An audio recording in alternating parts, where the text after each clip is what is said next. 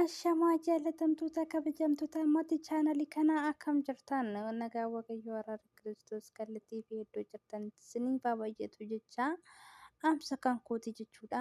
Chaanalii kana haaraa wal taatan laayikii fi sabskiraaybii gochuun na bukkee dhaabbadhaa akka isiniin jedhu kadhaa kan kootidha. Bakka jirtan araara kiristoos isiniif haa baay'atu jecha viidiyoo bareedduu barumsarraa argatan takka isinii qabadhee jira. Viidiyoo kana hanga dhumaatti akka nama wajjin taatan abdiin qaba jechuudha. Yaa ta'u malee viidiyoon har'a kiyyaa eenyu ilaallata hoo jennee Ruuttaa fi Abrash isinii qabadhee kana dhufe ta'a jechuudha.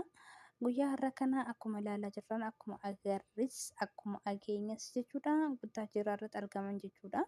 Waa'uudhas nama jedha biyya abbaa manaa ishee jirti ta'uu jechuudha. Yaa ta'u malee har'a dubara wayinis dhiira kan jedhu leeyyinati daa'ima tsootaatti irra jiran jechuudha. Das kan nama jedhudha. Wayyeen kan waaqayyo koo kan jaalatee kan tokko godhee yoomiyyuu gargar hin baasu tsiggeen baa'u das kan nama jettudha. Dhugaa nama kamitti akka taate argaa jirra jechuudha. Dur bakka rabshaa badii bakka wanta hin taane wanta garaagaraatti argamaa turte. Garuu lakka namni gadi qabatee wayis namni zim jedhu wanta gaarii wanta bareeda wanta milkii qabu kan akka of keessatti hubatee qabatamu agarsiistee jirti jechuudha. Tsiggee bataam goobas siin jedhee si adannaqee jechuudha. Akka isaan tokko ta'an akka isaan gargar hin baane kan taasisaa jirtu tsiggee jechuudha. Das nama jetti hiriyaa akkasii bukkee nama ofiitii qabaachuun waa das kan nama jedhudha jechuudha. Yaa ta'u malee Ruutaa akkuma tsiggeen jetteeyyuu han gargar isaan hin baasne akka isaan gargar hin baane kan godhu tokkoo fi tokko maal akka ta'e dubbattee jirti. Eeyyeen hedduu isaanii daa'ima jira waan ta'eef ilmoo jirti waan ta'eef gargar ba'uu hin danda'ani.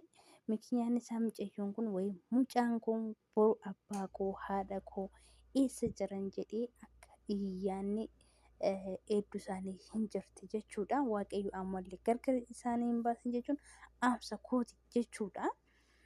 Yaa ta'u malee bakka isa shakkaa miti Abrash fakkaachuu Ruutaa adannaqe Ruutaa gara Ruutaa dubbataa footoo ishii ol godhanii ammoo adannaqne Abrashis immoo akkasuma jechuudha. Ruutaa mataa irra haadhanii Abrash ol saqqalanii ajjeesanii minaamin asfalligim hin barbaachisu akka kiyyaatti waaqayyo immoo yoomiyyuu hanjaalate tokko godha hanjaalate fatanaa guddaa kennaaf mikinyaan isaa boru waan lafa godheef isaa beekaaf jechuudha. Waan ijoollee kana walitti waaminu koo akka kiyyaatti abaluu waliin jiraadha abaluu waliin jiru godhadha jennee yaadni akkasii ilma namaa keessatti akka argamu hin barbaadu jechuudha. Mikinyaan isaa ani jaaladhe sun ta'e waaqayyo eebbisee marraqee laphee qulqulluudhaan honaaf kenne jechuudha. Namni na waliin jiraatu sun kan kooti kan jedhamu jechuudha. Yaa ta'u malee namni keenya ilaalcha garaagaraa qaba. Ilaalcha amma kana hin jenne maxxanfudha kan walii qaban jechuudha.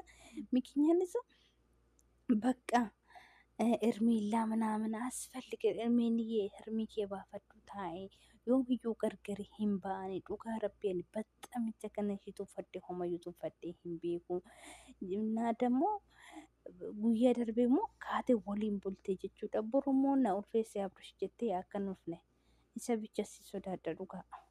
Boru Abrash narraa alchee ani daa'ima Abrashin garaatti baadha. Ani ilmu Abrash garaa koo keessa jira. Abrash waliin jiraachuun barbaada jettee akka nufne dhugaa laf jala kana sodaachaa jiru isa kana jechuudhaani.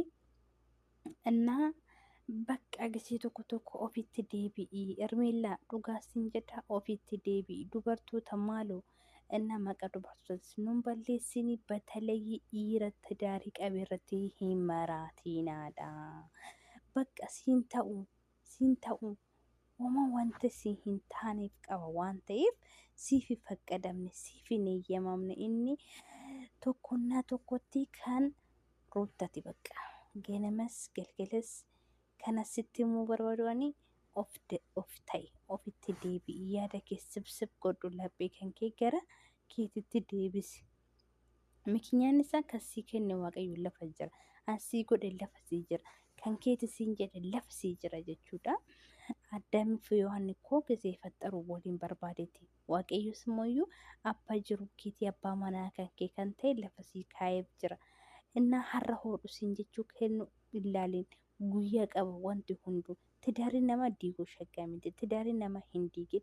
Mini maasፈልግም isa cinaa teessee isa sossobuu isa bakka fataa godhuu isa dibbirtii keessa baasuu siin barbaachisu bakka.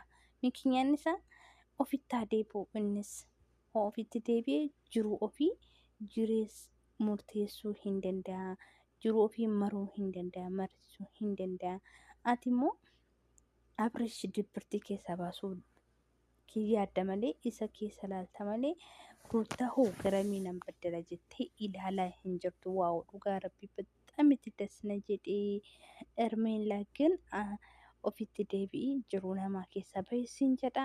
Ama kooti amsi koo isa kana Abrishii fi Ruutaan har'a keekii ofii muratanii tsoota daa'ima ofii baruu walitti uummata keenya illee nullee nu beeksisanii በተለይም daa'imni isaa dhiira dubara ጽጌ ዋው ጽጌዬ በጣም ነው የሚወድሽ የኔ ቆንጆ የኔ ጣፋጭ የኔ ማርማታ የኔ ክሮሪማ ምን ልበልሽ አንቺ የሚገልጽ ቃላት ብቻ የለኝም።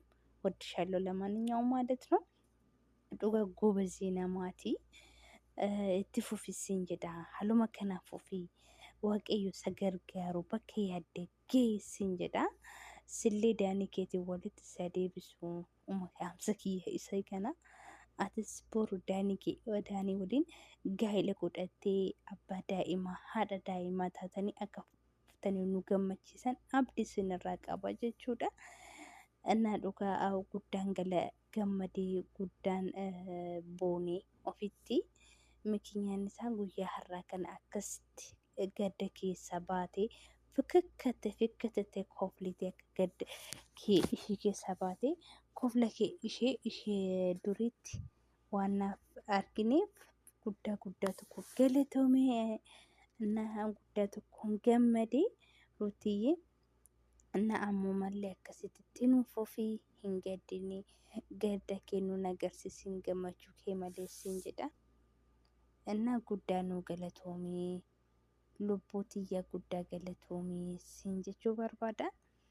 Innaa waaqayyoo gadda kee hin agarsiisinii gammachuu kee malee.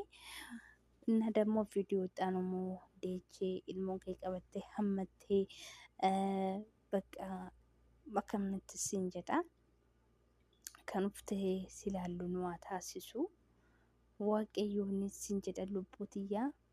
Amsi kiyya ishee hara ishee tana bakka dassin jedhee mee ana akka anaa kan gammaddan akka isaan gargar hin baane kan barbaadan koomantii gubbaarratti nullee gammannee jirraa kan jettan naatichis hin jedha.